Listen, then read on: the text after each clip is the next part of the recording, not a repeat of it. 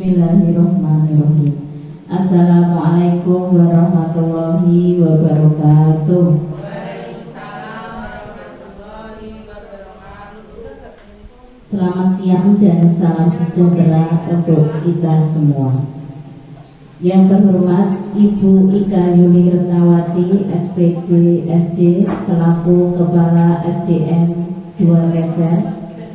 Yang saya hormati Ibu Wahyuti SPD selaku Kepala SDN 1 Keser.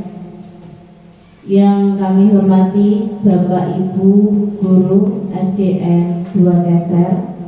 Yang saya hormati Bapak Ibu Guru SDN 1 Keser, calon guru penggerak angkatan 9 yang pada hari ini akan menjadi narasumber untuk kegiatan menyebarkan pemahaman dan penerapan budaya positif di sekolah.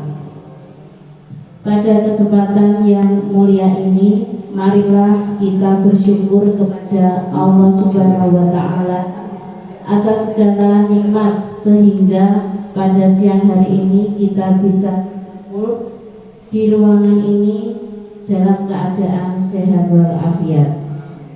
Sholawat beserta salam tiada lupa kita hadiahkan kepada Nabi kita, Nabi teladan, Nabi Muhammad Sallallahu Alaihi Wasallam. Semoga dengan seringnya bersolawat kita akan mendapatkan pertolongan beliau di hari akhir nanti. Amin ya robbal alamin. Bapak Ibu yang berbahagia, pada kesempatan ini saya akan membacakan susunan acara. Yang pertama pembukaan, yang kedua menyanyikan lagu Indonesia Raya, yang ketiga doa, yang keempat sambutan, yang kelima penyampaian materi menyebarkan pemahaman dan penerapan budaya positif di sekolah, yang keenam yaitu penutup. Bapak Ibu, sebelum acara kita mulai, marilah kita membaca basmalah bersama-sama agar acara hari ini dapat berjalan dengan lancar. Bismillahirrahmanirrahim. Acara yang kedua yaitu menyanyikan lagu Indonesia Raya. Bapak Ibu, saya mohon untuk berdiri.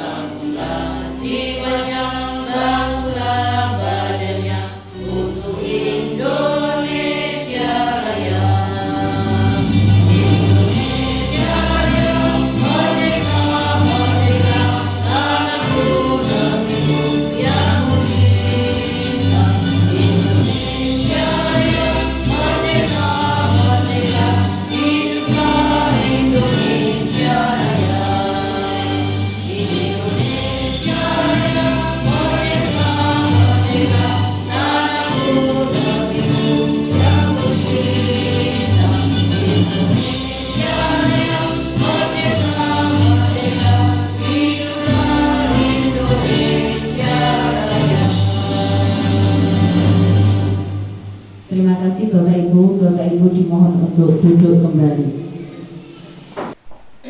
Assalamualaikum warahmatullahi wabarakatuh. Al-Fatihah.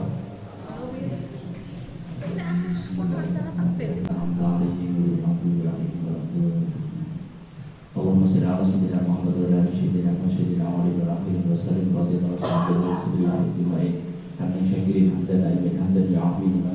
majidah. Ya Rabbana lakal hamdu wa yaqumu jalal kalimul azim sultanik. Allahumma shalli ala sayyidina Muhammad al-Fatih lima ulil wa khatim lima syarab wa nasilul haqqil haqq wal hadi ila siratal mustaqim wa ala alihi wa azim. Allahumma shalli ala sayyidina Muhammad sallallahu alaihi wa sallam bil afali wal afat wa damdina bi ajal hadiat wa tahmin bi jami syai'at wa farqin dan derajat wa tuballi bina bi asriyat min bil khairat wa hayati wa tarhamah. Rabbana atina fid dunya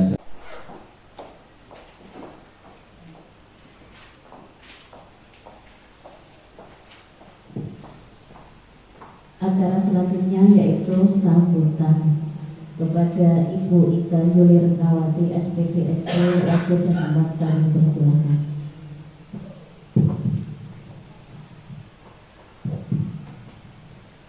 Assalamualaikum warahmatullahi wabarakatuh. Yang kami hormati Ibu Wahyudi selaku Kepala SDN 1 Dasar, yang kami hormati Bapak Ibu Guru SDN 2 Dasar serta ibu-ibu dari SDN 1 Dasar. Pertama, marilah kita panjatkan puji syukur kehadirat Allah Subhanahu wa taala di mana kita masih diberikan nikmat sehat sehingga kita bisa berkumpul di ruangan kelas 1 pada pagi hari ini. Yang kedua yaitu sholawat serta salam tak lupa kita haturkan kepada Nabi Agung, Nabi junjungan kita, Nabi Muhammad Sallallahu Alaihi Wasallam, yang selalu kita nantikan syafaatnya di yaumil akhir. Amin Allahumma amin.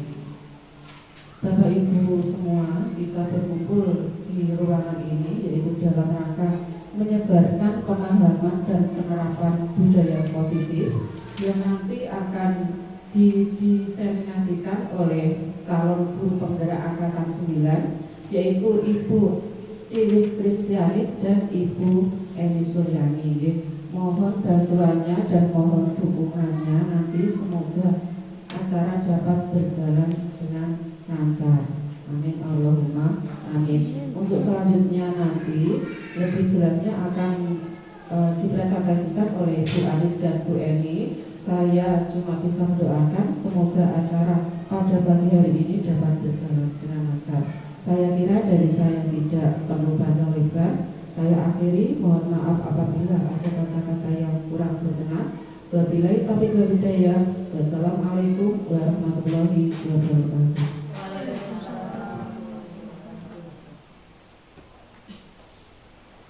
Bapak Ibu yang berbahagia, acara selanjutnya yaitu penyampaian materi budaya positif di sekolah yang akan disampaikan oleh Ibu Eni Suryani SPD. Waktu dan tempat kami persilahkan. Yang terhormat Ibu Kepala Sekolah SD Negeri 2 Geser, Ibu Ika Yuli Retnawati SPDSD. Yang kami hormati Ibu Guru, ya, ada Ibu Wahyudi, ada Ibu Ari dan Ibu Sinta dari Geser 1, dan Bapak Ibu Guru semuanya SD Negeri 2 Geser yang saya banggakan. Yang pertama, marilah kita memanjatkan puji syukur kehadirat Allah Subhanahu wa taala yang telah melimpahkan rahmatnya kepada kita semua sehingga kita masih diberikan kesehatan berkumpul di sini di ruang kelas 1 yang bagus ini ya, dalam keadaan sehat walafiat, tidak kurang suatu apapun. Yang kedua, sholawat dan salam kita haturkan kepada junjungan kita Nabi besar Muhammad Rasulullah Sallallahu Alaihi Wasallam yang kita nantikan syafaatnya besok di hari kiamat. Amin Allahumma amin. Bapak Ibu yang kami hormati, di sini pada momen yang berbahagia ini saya akan melakukan diseminasi tentang budaya positif. Saya perkenalan dulu ya, saya Eni Suryani, SPDSD, SD Negeri 2 Geser, calon guru penggerak angkatan 9 Kabupaten Blora.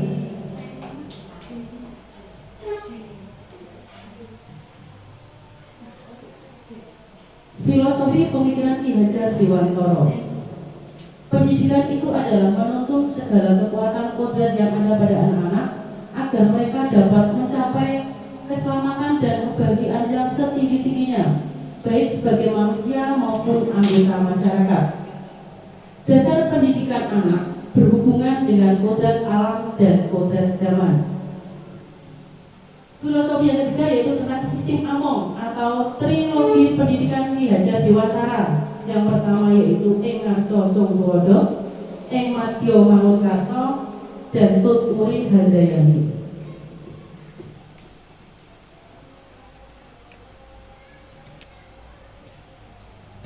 Jadi untuk trilogi Ki Hajar Dewantara perlu saya jabarkan atau tidak Bapak Ibu ya? Perlu. Jadi sistem Among, seorang pendidik atau guru itu harus memahami trilogi pendidikan Ki Hajar Dewantara. Yang pertama yaitu Ing Ngarso Sungkodo. Ing Ngarso Sungkodo itu adalah di depan kita harus bisa menjadi contoh. Jadi entah itu contoh terutama untuk anak-anak didik kita. Yang kedua yaitu Ing Madya Mangunkarso. Di tengah kita harus memberikan semangat. Dan yang ketiga yaitu Tut Uri Handayani. Di belakang kita harus memberikan dorongan. Itu ya kepada anak didik kita. Itu yang perlu kita pedomani ya. Filosofi pendidikan Ki Hajar Dewantara. Untuk kodrat anak itu ya, kodrat anak yaitu sesuai dengan kodrat alam dan kodrat zaman. Jadi Merdeka Belajar itu anak-anak dibiarkan atau istilahnya gini ya, dibiarkan untuk berkembang sesuai dengan kodratnya, kodrat alam dan kodrat zaman. Jadi kalau anak-anak apalagi di tingkat sekolah dasar itu kan anak-anak masih kodratnya dalam bermain gitu ya. Jadi kalau kita mengajar, kalau kita gunakan, kita masukkan permainan, itu akan lebih mudah diterima oleh anak-anak. Kodrat zaman. Jadi anak-anak berkembang sesuai dengan kodrat zaman Bapak Ibu ya. Kodrat zaman sekarang, anak-anak itu beda dengan zaman kita dulu. Ya toh? Yang dulu kita nggak kenal yang namanya permainan Mobile Legend. Terus apalagi itu game-game online kan nggak ada ya Bu ya. Kalau sekarang anak-anak sudah mengenal game online, bahkan itu bisa dikatakan kecanduan ya Bapak Ibu ya. Itu kita nggak mungkin bisa melarang mereka, itu nggak mungkin, memang sudah zamannya. Jadi ya, kita boleh biarkan, tapi kita cuma bisanya itu membatasi waktu. Tapi untuk melarang sepenuhnya itu sudah tidak bisa. Memang sudah zamannya seperti ini, ngoten. Jadi kita nggak bisa Bapak Ibu ya. Entah anak didik kita, anak kita sendiri aja kan nggak bisa tahu ya. Jadi apalagi sejak kecil itu anak kalau nangis itu aja, kalau sudah dikasih HP mesti langsung diam, gitu loh ya. Nah, apalagi anak didik kita dengan beraneka ragam karakter, latar belakang dan sebagainya, ya kita biarkan saja. Cuma kita memfasilitasi mereka ya, dalam arti kita arahkan anak-anak kalau kita main HP ya boleh tidak marah seperti itu. Cuma carilah di HP itu yang positif gitu. Permainan boleh, zamannya kayak gitu kan permainan kita nggak ada, tapi tahu batasan waktunya. Ngoten nggih. Kemudian sebagai guru kita harus menuntun anak didik kita ya, agar mereka mencapai keselamatan dan kebahagiaan yang setinggi-tingginya, baik sebagai manusia maupun sebagai anggota masyarakat. Jadi anak-anak itu ibarat kertas yang samar-samar Bapak Ibu ya. Tergantung kitanya sendiri. Kertas yang sudah samar-samar itu kita goresin, kita buat semakin bagus adalah tugas kita. Ngoten nggih. Ya, jadi pendidikan Ki Hajar Dewantara seperti itu Bapak Ibu. Ngoten nggih. Lanjut.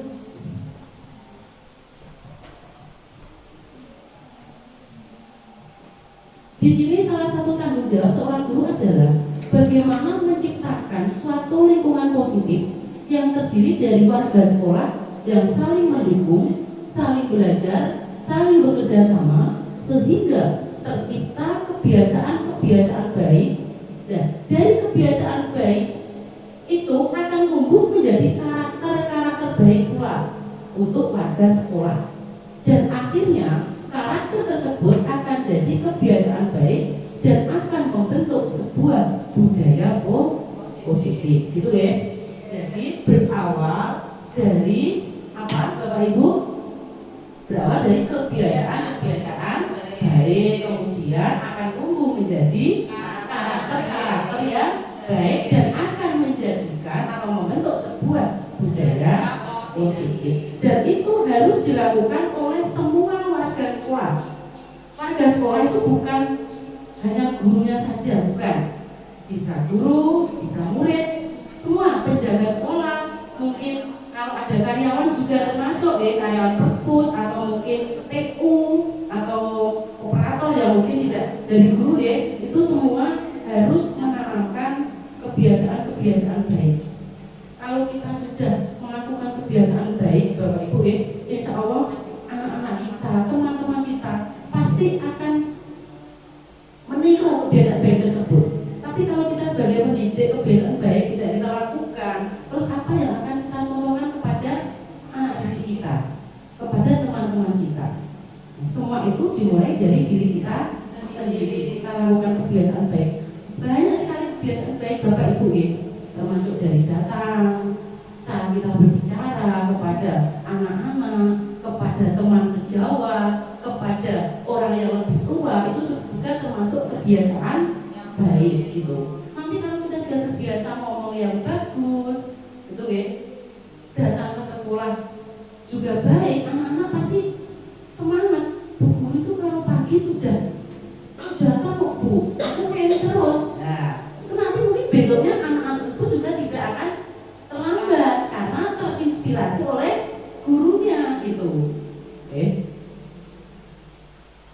Terus tutur kata belum Terus tutur kata Bapak Ibu tutur kita kalau ngomong pada anak, termasuk kebiasaan baik kan ngomong sama anak. Kita kalau tanya sama anak kok nggak gosong, itu anak pun jawabnya juga nggak gosong. Dia pembuatan Bapak Ibu. Ya. Itu selalu, apalagi kelas 1, naik kelas 6 terkadang kadang saya tanya nggak gosong, itu jawabnya gosong. Tapi kalau kelas 1 itu kalau kita tanya, Dok mau wis mau, jawabannya mesti wis. Tapi kalau kita tanya, Dek, tadi udah sarapan, sudah Bu, mesti gitu, ya betul? Ya, nah itulah kita berusaha mencontoh itu, kita memberikan contoh kebiasaan baik dari berbicara, ngomong. Kalau kita misalkan nembe guyonan sama teman kita, rekan sejawat, anak kita sudah gede kan, otomatis tahu. Jangan sampai nanti dia mau Bu guru guyonan guru itu Bu. Itu. Nah, mesti tetap jadi kita yang bocah anak-anak Nah, dari itu dari ngomong pun juga kita harus berhati-hati. Kita berikan contoh yang baik, kebiasaan baik agar nanti karakter baik juga terbentuk gitu. Lanjut. Dari budaya positif nanti akan tercipta lingkungan positif, keyakinan kelas dan peraturan kelas. Budaya positif. Budaya positif gitu ya. Budaya itu bisa dikatakan apa Bapak? Kebiasaan, betul. Mungkin yang lain apa itu budaya Bu Ari?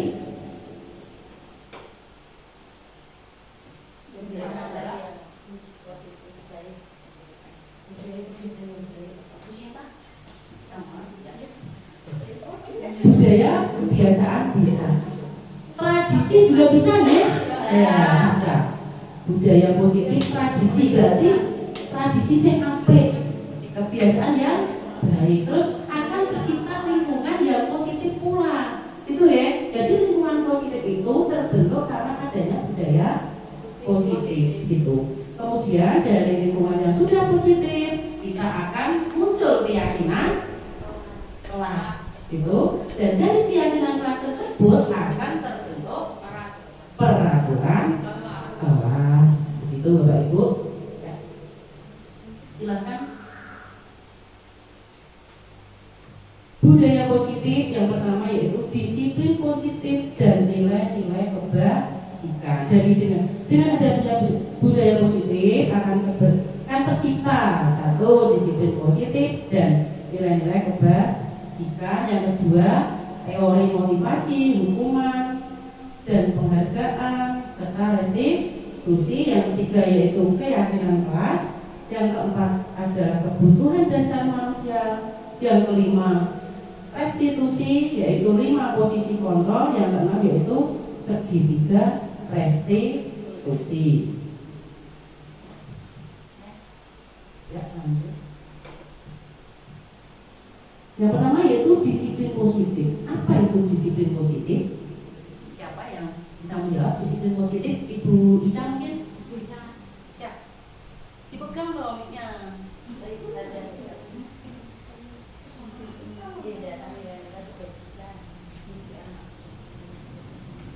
Mengontrol diri ke dalam perilaku yang baik. Disiplin positif menurut pendapat Bu Ica adalah mengontrol diri untuk hal yang baik. Mungkin ada pendapat lain tentang disiplin positif?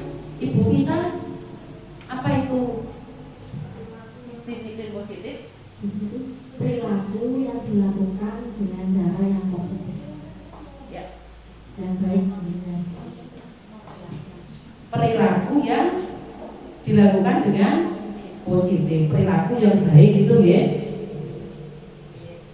Jadi intinya sama, disiplin positif adalah suatu perilaku, tindakan yang positif. Dari judulnya kan positif gitu ya. Disiplin positif itu merupakan suatu pendekatan mendidik anak agar dapat mengontrol diri dan menguasai diri untuk memilih tindakan yang mengacu pada nilai-nilai kebajikan universal yang dihargai, sehingga anak memiliki motivasi intrinsik. Motivasi itu apa Bapak Ibu? Motivasi itu dorongan, semangat. Intrinsik berarti dari dalam. Dengan disiplin positif, anak-anak akan termotivasi ya, dari dalam dirinya sendiri gitu.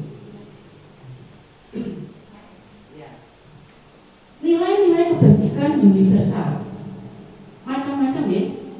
Ada beberapa nilai kebajikan universal yang disepakati bersama, lepas dari suku bangsa, agama, bahasa maupun latar belakangnya. Nilai-nilai kebajikan itu sifatnya positif, manusia yang merupakan tujuan mulia yang ingin dicapai setiap individu. Jadi gak mungkin ya, mosok orang hidup itu kok cita-citanya jelek, kan gak mungkin loh ya. Cita-citanya mesti pengen mewujudkan nilai-nilai yang baik gitu. Tujuannya juga baik. Lanjut. Beberapa institusi atau organisasi pendidikan telah memiliki nilai-nilai kebajikan yang diyakini dan disepakati bersama. Salah satunya adalah nilai-nilai kebajikan yang ingin dicapai oleh setiap anak Indonesia yang kita kenal dengan profil pelajar Pancasila. Profil pelajar Pancasila itu ada 6 ya. Di antaranya yaitu apa Bapak Ibu? Beriman, bertakwa kepada Tuhan Yang Maha Esa dan berakhlak mulia. Yang kedua yaitu mandiri. Yang ketiga bernalar kritis. Yang keempat berkebinekaan global. Yang kelima bergotong royong. Dan yang keenam adalah kreatif. Bapak Ibu ya, untuk menambah semangat kita tentang profil pelajar Pancasila, saya punya sebuah lagu gini Bapak Ibu ya. Judulnya gini, judulnya ya tentang profil pelajar Pancasila. Lagunya gini, anak pelajar Pancasila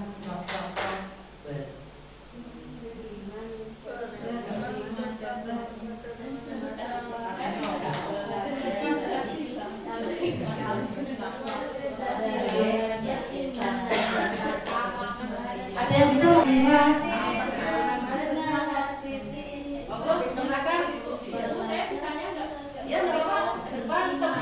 Soalnya itu versi bisa dirubah-rubah Bapak Ibu, tergantung dari yang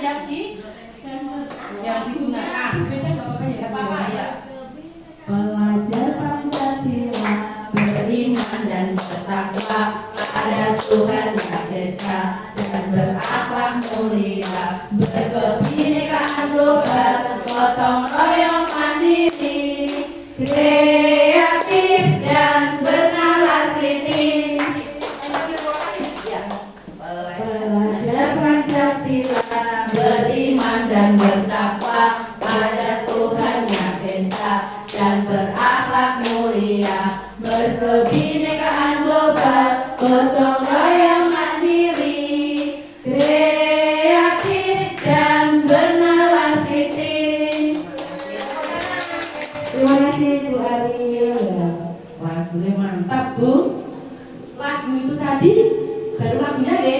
Sepertinya tadi ada peserta di dalam ruangan ini yang pakai gerakan mungkin bagus itu.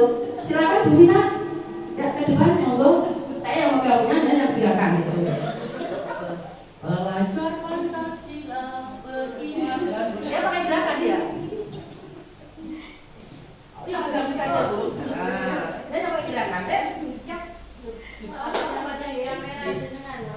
Oh ya. Dia di sini Bu Vina. Satu. Belajar Pancasila, beriman dan bertakwa pada Tuhan Yang Esa, dan berakhlak mulia, berkebinekaan global, gotong royong mandiri, kreatif dan bernalar kritis. Oh ya, terima kasih. Ini guru kelas rendah jadi pinter-pinter Bu Hari guru kelas 1, Bu Gita guru kelas 2. Jadi untuk lirik lagu seperti itu bisa diubah tergantung kita pakainya yang mana ya. Pakai kita boleh. Kalau dulu saya dulu nggak seperti itu. Lagunya.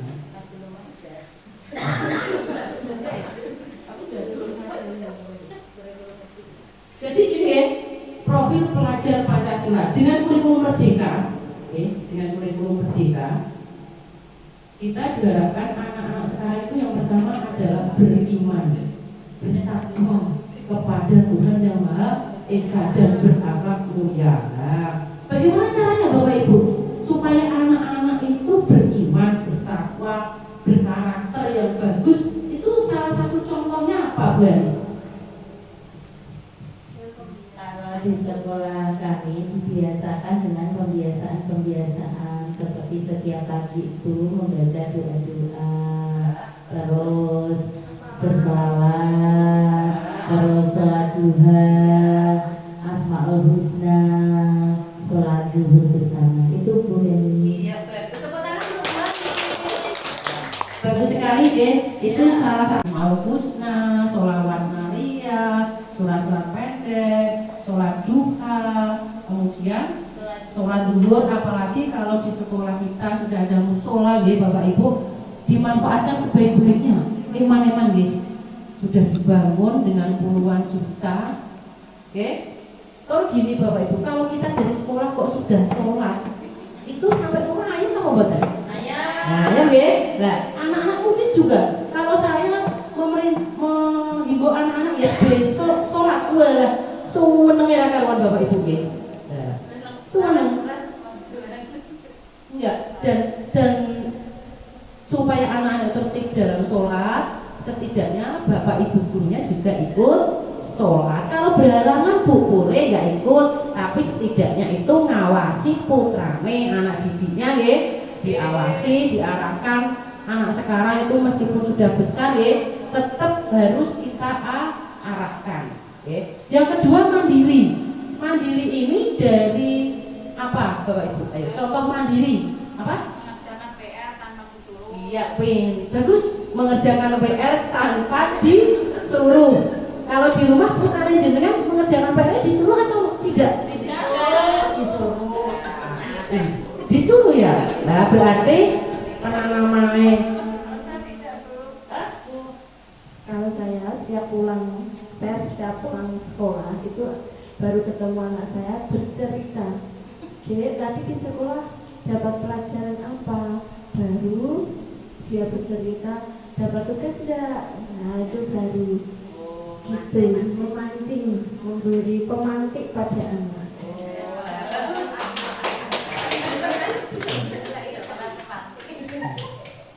Jadi gitu ya Bapak Ibu ya. Jadi kalau putranya kok masih disuruh, coba bisa menggunakan trik dari Ibu Wahyuti ya sebagai pemantik itu tadi Bu Krisna ya. Ya, terima kasih. Yang ketiga yaitu tentang berkebinekaan global. Apa makna dari berkebinekaan global?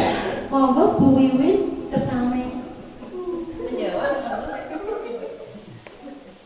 Kebinekaan global itu ya karena Indonesia ini negara yang bermacam-macam pulau, juga bermacam kebudayaan, suku bangsa, agama, ras, ya bersih. Dan semuanya itu juga digabungkan dengan budaya-budaya dari luar negeri, misalnya yang masuk ke Indonesia itu budaya barat banyak sekali. Jadi kita harus bisa bersaing dengan itu budaya barat. Tepuk tangan Bu Wiwin. Bu Wiwin tadi menyebutkan budaya barat yang masuk ke Indonesia. Nah, budaya barat yang masuk ke Indonesia itu apakah harus kita tiru Bu Wiwin atau mungkin perlu ada penyaringan? Gimana? Difilter, disaring gitu ya. Ya. Kalau itu bagus kita ambil, kalau tidak ya tidak usah kita tiru ngoten ya. Ya, terima kasih. Tepuk tangan untuk ibu-ibu semuanya. Hebat sekali. Ya, bergotong royong. Jadi ya, anak-anak diharapkan mampu bergotong royong tanpa disuruh di sekolah. Misal gini Bapak Ibu, kok anak kita mau buang sampah kelihatannya kok kabutan ya, tentang pentingnya diri tolak-tolak piye caranya yo nek buang kan tanpa disadari, tanpa disuruh pun temannya itu tadi sudah membantu ngoten nggih, dibantu oh ya tak iwangi lah, itu berarti melatih anak bergotong royong gitu nggih. Berarti anaknya sudah paham, Bu guru kabutan nggawa tas ya Bu saya bantu, itu juga termasuk bergotong royong. Ada yang bantu bawakan tas, ada yang bantu bawakan laptop, ada yang bantu bawakan air minum. Loh itu anak sudah, kalau di desa seperti itu Bapak Ibu, murid-muridnya sudah sangat bergotong royong sekali tanpa disuruh. Itu ini tadi kejadian Bapak Ibu beneran, air minum saya itu sudah habis di meja saya nih ceritanya. Loh air minum ibu ini kok penuh lagi, siapa yang ngisi? Loh tanpa saya suruh loh, itu sudah dengan sendirinya. Itu tadi saya Bu, alhamdulillah terima kasih ya gitu. Iya Bu, sama-sama gitu. Menurut saya seperti itu Bu, saya itu monggo jenengan nek mboten pernah jangan takoni. Tadi sudah saya minum sudah habis loh nggih. Cukup sudah penuh lagi. Iya saya masuk kok penuh, mungkin kok nek Bu ini haus, mungkin seperti itu. Pengertian sekali. Apalagi sudah menerapkan kebiasaan yang baik. iya betul ya. Alhamdulillah, semoga Bapak Ibu amin. Dan ini semuanya juga akan Bapak Ibu lakukan nanti sesudah diseminasi ini tadi. Ngoten nggih? Ya, amin. Itu kreatif. Nah, anak-anak itu kalau kita mengarahkan anak-anak nanti kita membuat ini ya. Bu guru mutusnya gawe batik motif Pekalongan. Anakku mau kreatif. Bu boleh batik itu Bu. Banteng Bu mocong putih, loh itu bikin dia. Betul itu Bapak Ibu. Kamu itu loh kok anak kecil kok sudah suka politik gitu. Loh aku suka Bu sama PD ya Bu ada mocongnya putih. Jadi batik itu tadi dikei sela-sela mocong putih ngoten Bapak Ibu. Nah, itu jenis anak sing kreatif gitu. Lagi ya Bu ya. Nah. Gimana Bu? Beneran gitu, kreatif sekali anak sekarang itu. Dan slide selanjutnya Bapak Ibu, ada pertanyaan mungkin nanti ya di sesi tanya jawab ya. Kita lanjutkan materi. Nah, yang kedua yaitu teori motivasi, hukuman dan penghargaan serta restitusi. 3 motivasi perilaku manusia. Jadi apa sih yang membuat kita berperilaku, memotivasi kita untuk berperilaku itu apa? Yang pertama, untuk menghindari ketidaknyamanan atau hukuman. Yang kedua, untuk mendapatkan imbalan atau penghargaan dari orang lain. Yang ketiga yaitu untuk menjadi orang yang mereka inginkan dan menghargai diri sendiri dengan nilai-nilai yang mereka percaya. Ini ada pertanyaan? Enggak ada ya? Lanjut ya. sepertinya udah dipahami ya. Hukuman, konsekuensi dan restitusi. Tindakan terhadap suatu pelanggaran pada umumnya itu berbentuk hukuman atau konsekuensi. Dalam program disiplin positif dinamakan restitusi. Apa itu restitusi, Bu Krisna? Proses menciptakan kondisi bagi murid untuk memperbaiki kesalahan mereka sehingga mereka bisa kembali pada kelompok mereka dengan karakter yang lebih kuat. Terima kasih. Iya, restitusi adalah sebuah menciptakan kondisi bagi murid untuk memperbaiki kesalahan mereka sehingga mereka bisa kembali pada kelompok mereka dengan karakter yang lebih kuat. Kok karakternya lebih kuat itu kenapa, Bu Krisna? Ayo, dia kembali ke kelompoknya dengan membawa karakter yang lebih kuat. Itu gimana maksudnya? Monggo.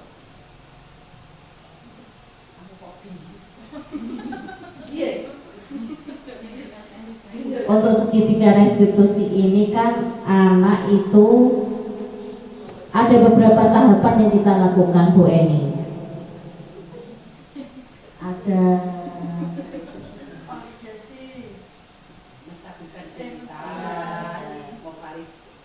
ya, ada 3 tahapan yang harus dilakukan. Bentar ya. Ya, nggak apa-apa. Secukupnya, Bu. Lama juga nggak apa-apa. Waktu sepenuhnya buat Bu Krisna. Dalam tahapan segitiga restitusi itu ada 3. Yang pertama itu menstabilkan identitas. Kemudian yang kedua validasi tindakan yang salah. Kemudian yang ketiga yaitu menanyakan keyakinan. Nah, dari situ kita itu benar-benar kita tidak menjudge murid salah ya Bu ini, tapi kita menstabilkan dulu identitasnya. Kemudian setelah anak mulai tahu, mulai menstabilkan identitasnya, kita tanyakan validasi tindakan yang salah. Kita gali kesalahan anak itu apa, tapi yang menjawab anak sendiri bukan kita. Kemudian setelah itu baru kita menanyakan keyakinan yang sudah kita sepakati di kelas, sehingga nanti bila anak sudah sadar akan kesalahannya, sehingga mereka bisa memperbaiki karakternya menjadi lebih baik lagi. Oleh sebab itu karakter anak itu akan menjadi lebih kuat seperti itu, Bu Eni. Terima kasih. Ya, bagus sekali jawabannya, bagus sekali. Good, very good, Bapak. Jadi ya, restitusi itu proses menciptakan kondisi murid untuk memperbaiki kesalahan. Kalau ada anak didik kita yang salah, itu aja, jangan langsung jat tadi deh ya, Bu ya. Ya, kita tanya dulu alasannya kenapa. Oke, setelah kita tanya, kemudian kita lakukan apa tadi? Validasi tindakannya salah. Nek kamu melakukan perbuatan ini, apa yang harus kamu lakukan anak-anak? Meminta maaf, anak dikuatkan.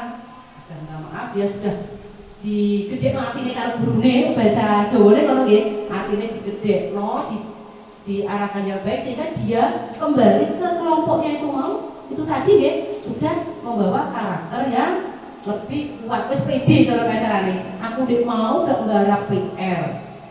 Kan dene wedi to nggih, arep balik kok aku dinyeki kancaku, kowe gak nggarap PR syukur ditimbali Bu Eni misalkan. Tidak seperti itu karena guru sudah memvalidasi tadi nggih, sudah mengidentifikasi anak tadi sudah diarahkan dengan metode segitiga restitusi sehingga anak kembali ke teman-temannya itu sudah percaya diri lagi, sudah membawa karakter yang kuat. Ngoten nggih. Lanjut.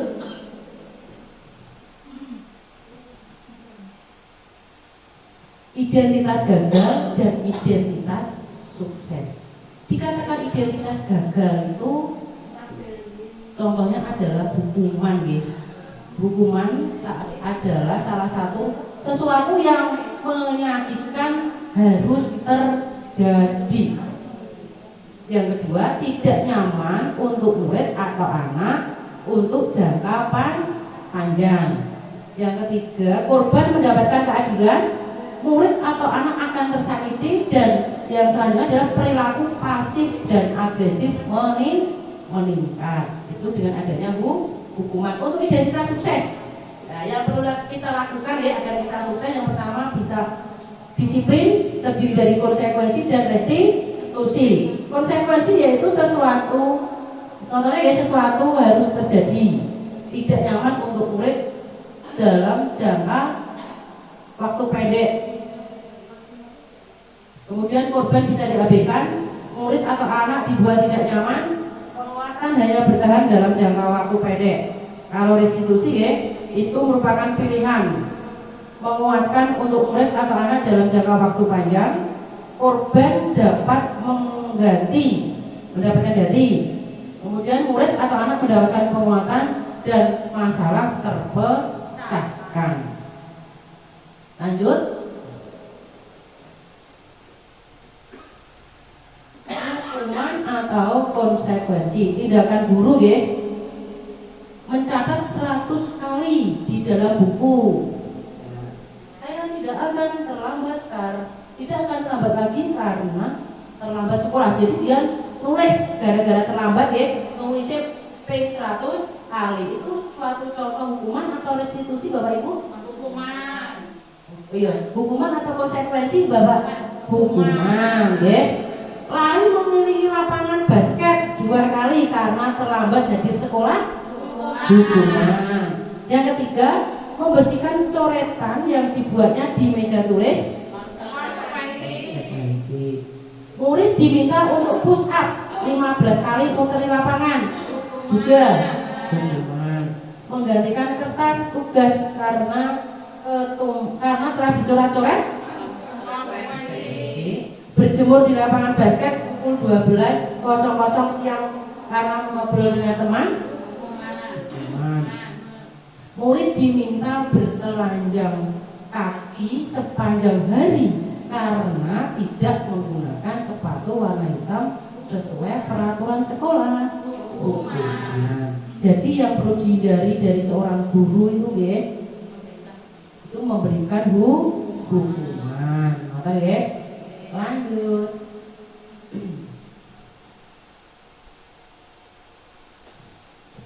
Restitusi sebuah pendekatan untuk menciptakan disiplin positif. Oke. Yang pertama, bukan hanya menebus kesalahan, namun untuk belajar dari kesalahan. Yang kedua, memperbaiki hubungan, lanjut dengan tawaran dan bukan paksaan. Jadi restitusi itu tawaran bukan paksaan.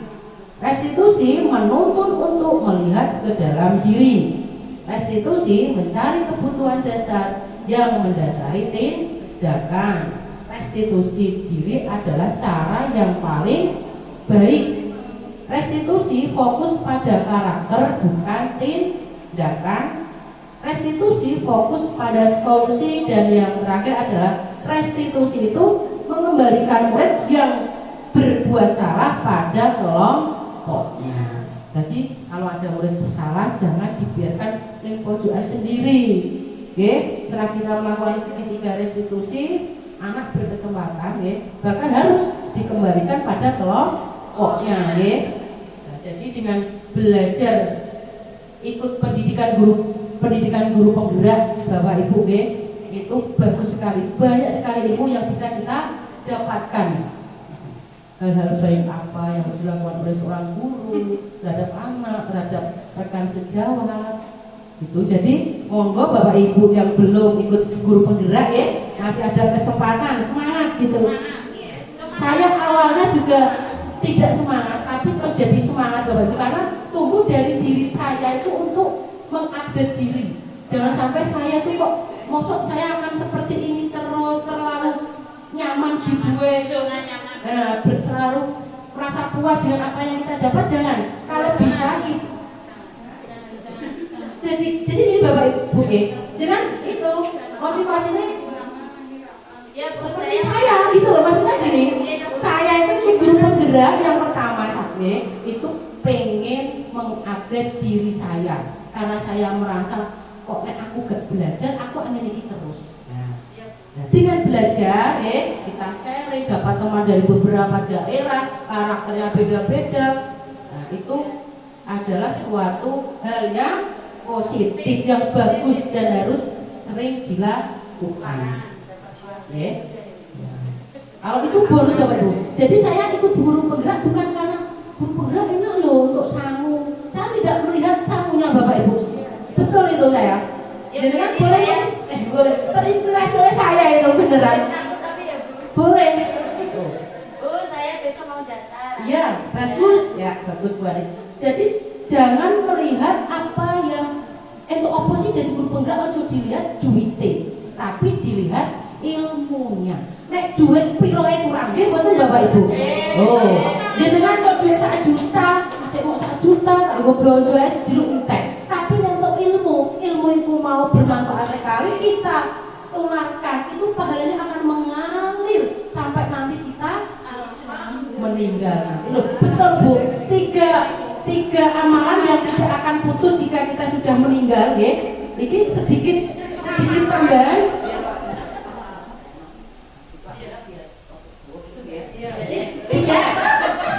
Tiga amalan yang tidak akan putus saat kita nanti sampai meninggal. Yang pertama adalah anak soleh yang mendoakan orang tuanya yang sudah meninggal. Jadi Bapak Ibu yang sudah punya bapak atau ibunya sudah tiada, jangan henti-hentinya ya berdoa. Minimal itu yo nek badhe salat Al-Fatihah kagem almarhum. Nah, itu yang pertama. Yang kedua yaitu apa Ibu Bapak? Ilmu yang bermanfaat. Contohnya tadi saya memang guru penggerak. Nah, diseminasi itu masuk ilmu bermanfaat yang saya tularkan, saya sebarkan. Loh, ini pahalanya kira-kira semua tergawa sampai saya di sana Bapak Ibu. Betul itu kalau kita niatnya lurus gitu. Betul.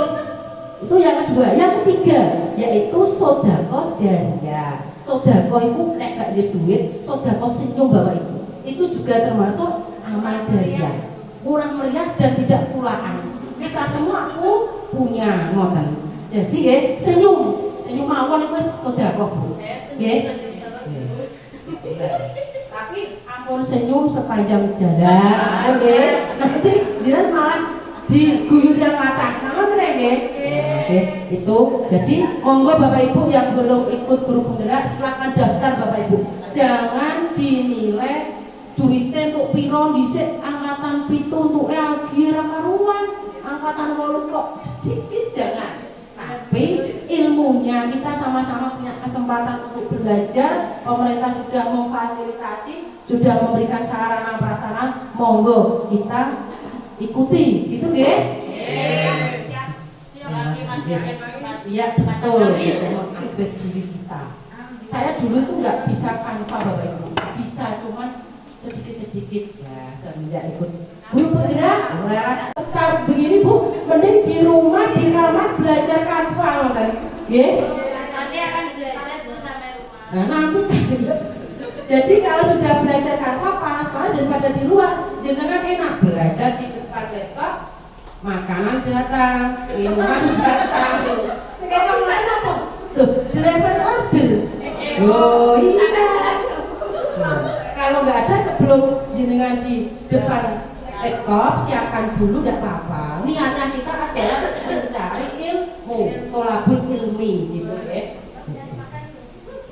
Niatnya mencari ilmu itu adalah kesempatan yang bagus Bapak Ibu guru penggerak ini ya. Lanjut. Yang ketiga yaitu tentang keyakinan kelas.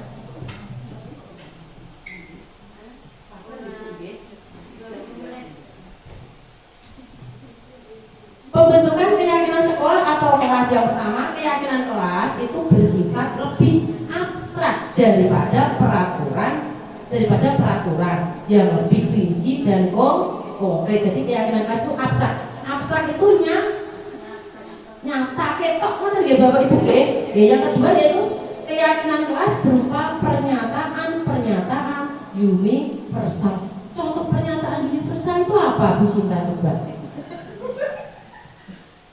Contoh satu saja pernyataan universal. Jadi dalam keyakinan kelas itu kan nanti berupa pernyataan universal.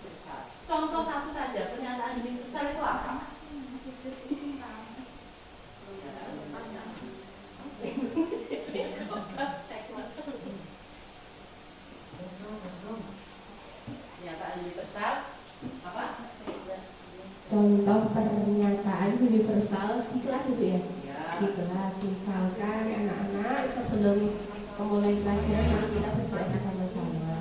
Berarti itu kaitannya dengan doa gitu. Hubungan kita sama Allah. Ya, Universal juga. ya betul, bagus. Banyak sekali ya, nanti di dalam keyakinan kata-kata universalnya, ngerti ya. Yang ketiga, pernyataan keyakinan kelas itu senantiasa dibuat dalam bentuk positif. Keyakinan kelas hendaknya jangan terlalu banyak, ya, sehingga mudah diingat dan dipahami oleh semua warga kelas. Jadi kalau membuat keyakinan kelas, ya, itu jangan banyak-banyak 5, 6 itu sudah cukup. Oke, jangan 10, 15, jangan kebanyakan itu, oke. Jadi jenengan meskipun belum ikut grup penggerak, kok sudah dapat ilmu ini, bisa diterapkan. Oh iya, saya besok gak boleh mengukur, saya mau membuat keyakinan kelas. Gak apa-apa, Bapak Ibu gak harus nunggu grup penggerak. Sudah dapat ilmunya, oke. Cuman ini akan, oke. Nah, makanya itu gak harus nunggu penggerak, nih Bu Krisna, ya. Bisa dibuat, monggo yang belum ada keyakinan kelas di kelasnya silakan dibuat. Ya, keyakinan kelas sebaiknya sesuatu yang dapat diterapkan di lingkungan tersebut. Ya, kira-kira membuat keyakinan kelas dan gawe keyakinan kelas sholat itu sholat duha misalkan ya. Tapi kok nggak ada tempatnya, nah kesulitan itu. Tidak dilakukan juga tidak apa-apa. Misalkan dicari keyakinan kelas yang lain, ngoten nggih. Ya, kita sesuaikan gitu Bapak Ibu nggih. Kemudian semua warga kelas hendaknya ikut berkontribusi dalam pembuatan. Jadi dalam membuat keyakinan kelas jangan hanya gurunya saja, tapi muridnya juga diikutkan. Nggih. Tadi kalau dari Bu Wahyudi tadi apa Bu? Pembiasaan. Enggak, pertanyaan tadi loh untuk putrinya. Pemantik, kita lakukan pemantik buat anak-anak untuk membuat keyakinan kelas, kata ya. Semua warga, dan tadi ya, terus bersedia meninjau kembali keyakinan kelas dari waktu ke waktu. Jadi kalau sudah dibuat, ditinjau kembali, mungkin ini mau saya tambahkan atau mungkin ini saya mau kurangkan, itu bisa ya. Terima kasih. Lanjut Bu. Kebutuhan dasar manusia. Jadi ada 5 Bapak Ibu kebutuhan dasar manusia. Yang pertama yaitu kebutuhan untuk bertahan hidup. Yang kedua bahasa Inggrisnya apa Bu? Survival. Ya. Ini tak kasih bahasa Inggris dan bahasa Indonesia. Yang kedua cinta dan kasih sayang. Jadi manusia hidup itu butuh itu. Ya? Cinta dan kasih sayang bahasa Inggrisnya apa ya? Belonging. Betul, belonging. Yang ketiga kebebasan. Apa itu kebebasan? Freedom. Jadi kalau kita manusia butuh kebebasan, tapi ya tidak terus bebas sebebas-bebasnya dibatasi, ada batasannya gitu ya. Yang ketiga yaitu kesenangan atau fun gitu. Mosok kebutuhan hidup manusia kesusahan, mboten nggih Bu nggih, tetap kesenangan gak. Iya, itu penguasa keluarga. Punya power kan nggih? Nah, kalau di rumah yang ditakuti cuma ibu. Nah, berarti ibu di rumah punya kekuasaan. Kamu kalau tidak mau ibu gak tak paringi sangu, berarti gue kekuasaan. Kamu tak kasih tugas nyapu, mbah misalkan. Itu juga kekuasaan untuk mengendalikan seseorang, entah di rumah, di kelas maupun di sekolahan. Gitu ya. Itu termasuk kebutuhan hidup manusia. Nah, sekiranya 5 ini tadi mungkin itu ada yang tidak apa itu istilahnya ya, dari 5 kebutuhan dasar manusia ini ya ada 5. Terkadang juga bisa terpenuhi. Nah, maksud saya gitu bisa terpenuhi. Misalkan saya pengen kekuasaan di sekolah pengen jadi kepala sekolah, tapi kok kemudian di perjalanan ternyata saya tidak mampu. Nah, tes tidak lolos. Nah, tes administrasi maupun wawancara tujuannya biar kekuasaan kan. Ya lolosnya nggak apa-apa, kita terima aja. Oke, jangan sampai dibawa stres gitu. Kok stres malah jadi. Saya kok nggak terima ya. Mendapat kepala sekolah tak hanya memiliki kekuasaan itu tadi kok saya kurang setuju. Iya betul itu. Enggak, maksudnya Ya. enggak setujunya gini. Untuk ibu seleksi kepala sekolah tak hanya ingin memiliki kekuasaan Di itu kan nggak atas. pas. Ya. Maksudnya seperti itu maksud saya. Oh iya, nggak apa-apa. Pendapat Tujuannya bukan itu saja. pendapat boleh berbeda. Itu di antaranya pengen punya kekuasaan. Itu tadi contoh ibu ya. Kekuasaan apa? Di antaranya biar bisa mungkin kekuasaan. Loh, Yang karir, jangan kekuasaan. ini kan kaitannya sama kehidupan, kebutuhan dasar manusia, Bu. Tidak ada kebutuhan dasar manusia di sini, kalian kan nggak ada. Jadi saya memberikan contoh kekuasaan. Kekuasaan itu macam-macam, bisa di rumah, meskipun istri tapi bisa punya kekuasaan mengendalikan dompet suami. Nah, itu. Ya boleh. Ya, bisa itu berarti itu termasuk kebutuhan pokok, kebutuhan dasar manusia. Sama Bu, saya sendiri juga punya kekuasaan di rumah. Betul itu. Di rumah itu kekuasaan saya apa? Membagi tuh. Kekuasaan saya itu menguasai pekerjaan rumah Bapak Ibu. Betul itu. Pekerjaan rumah mulai dari menyapu, ngepel, itu kekuasaan saya itu Bu. Tidak ada yang mau mengambil alih kan gitu. Oke. Saya ada Bu. Saya ada yang mengambil alih saya di rumah. Berarti kekuasaan ini harus diambil alih sama yang tadi. Kalau saya kekuasaan saya tidak ada yang mengambil alih. Kalau yang kelima yaitu konstitusi 5 posisi posisi apa Bapak Ibu? Oh ini mantap, jawabannya mantap. Posisi apa Bu Hanis? Posisi ya betul. 5 posisi kontrol.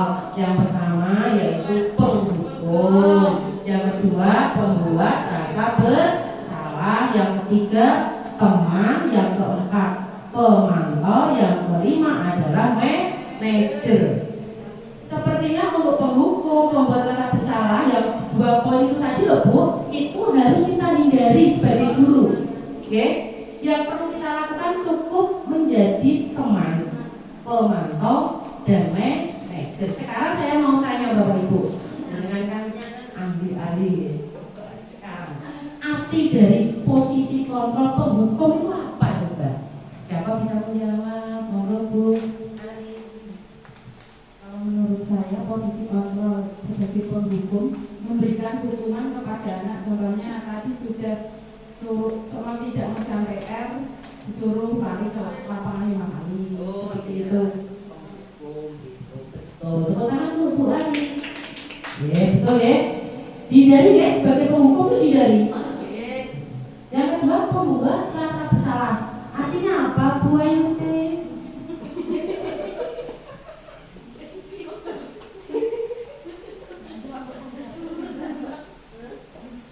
Pembuat rasa bersalah itu apabila anak melakukan hal salah itu dipojokkan, diberes-bereskan. Seperti itu. Jadi dia itu seolah-olah yang paling salah sendiri. Seperti itu. Betul ini jawabannya dari Bu Ayuti ya? Ya. Sebagai teman, ya ini yang harus kita lakukan. Jadi meskipun di sekolah itu antara murid dan guru ya, tapi kita dalam posisi kontrol itu harus sebagai teman. Artinya apa sebagai teman Bu Rita? Mungkin sebagai teman, guru dan siswa bisa dekat seperti teman. Misalkan siswa tersebut melakukan kesalahan, kita bisa mencari tahu dengan cara merayu, mencari informasi tentang dia, bercerita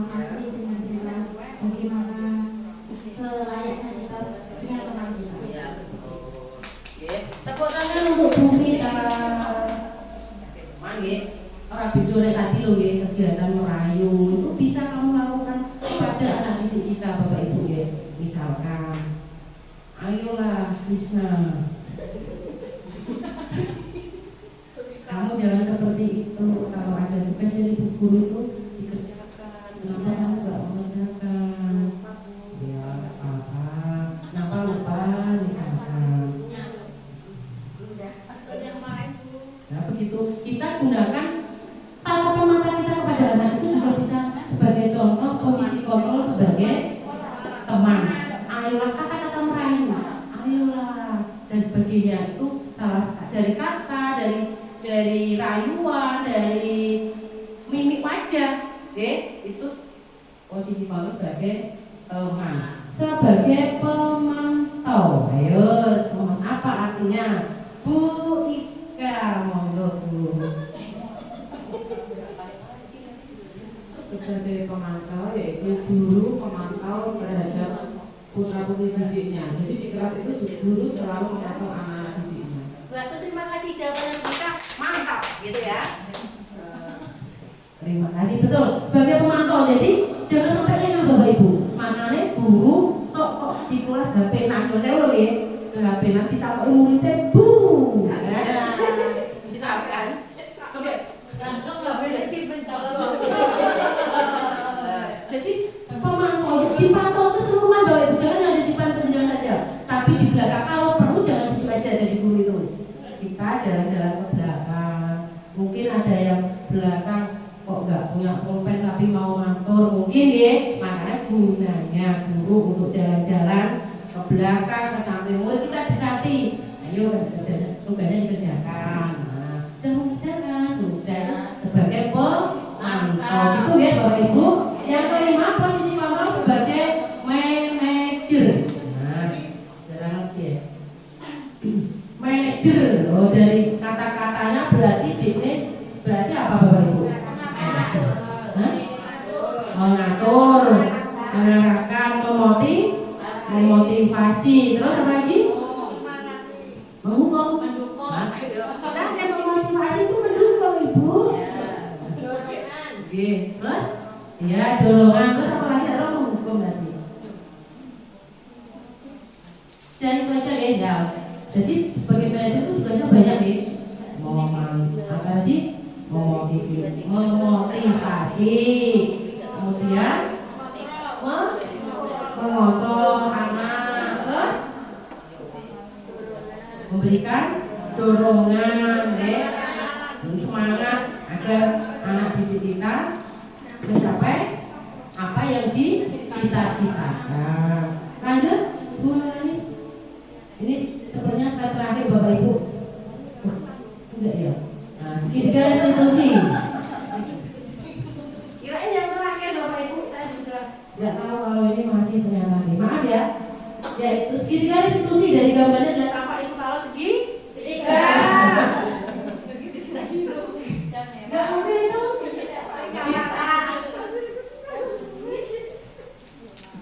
Ini sudah tampak kalau segitiga restitusi, di mana ada 3 tadi sudah disampaikan oleh Bu Krisna.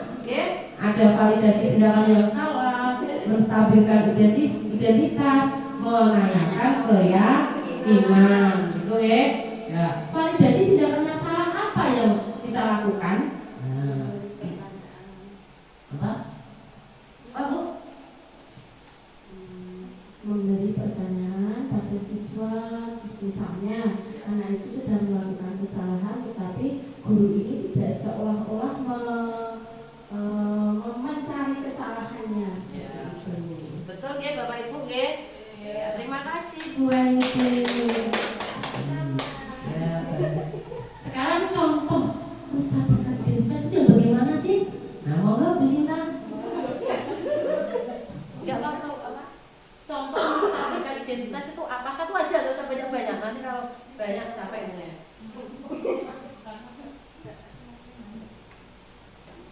Contoh menstabilkan identitas itu adalah berbuat salah satu hal yang manusiawi, kemudian tidak ada manusia yang sempurna.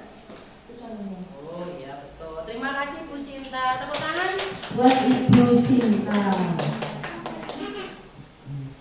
Contoh lagi satu saja Bapak Ibu menanyakan keyakinan. Contohnya menanyakan keyakinan yang bagaimana Bapak Ibu? coba. Bu Wiwin, monggo.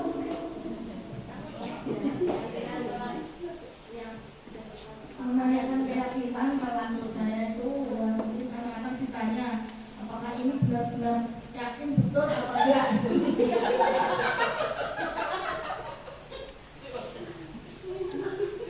Betul jawabannya Ibu Wiwin menanyakan keyakinan.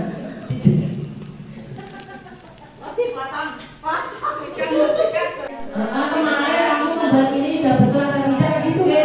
Ya. Bu Wiwin tadi maunya saja penjawabannya oleh Bu Krisna. Bagus. Yang itu segitiga restitusi gitu ya. Dengan bidinya melakukannya segitiga restitusi. Jangan yang lainnya, ngerti ya? Ayo khawatirnya jangan ubah. Bu kok cuma segitiga, Bu aku pengen segi 4 misalkan. Nggak boleh ya? Nggak boleh. Lanjut Bu.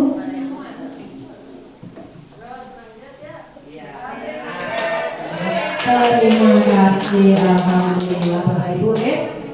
Acara designifikasi budaya positif alhamdulillah berjalan dengan lancar.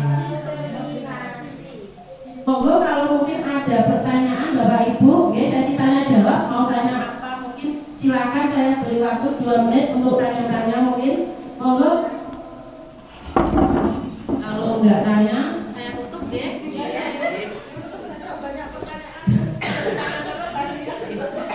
Ya, memang pertanyaan saya taruh di dalam tadi proses pelaksananya. Jadi harapan saya dengan adanya acara pemahaman ini ya, penyebaran pemahaman budaya positif, saya harapkan besok Bapak Ibu yang belum ikut guru penggerak segera mendaftar. Tendensinya jangan uang, nek soal ilmu itu. Duh, begitu nyata pasti ada jalan. Entah itu jalan dari kanan, kiri, atas, bawah, itu pasti yakin ada jalan. Ya. Terima kasih untuk rawat itu Bapak Ibu semuanya. Akhir kata, wassalamualaikum warahmatullahi wabarakatuh. Waalaikumsalam warahmatullahi wabarakatuh. Kedepannya nanti kita sebagai guru bisa menerapkan budaya positif kita di sekolah masing-masing. Bapak Ibu guru yang berbahagia sampailah kita pada penutup acara hari ini. Saya selaku moderator meminta maaf yang sebesar-besarnya bila ada salah kata. Wabillahi taufiq wal hidayah. Wassalamualaikum warahmatullahi wabarakatuh.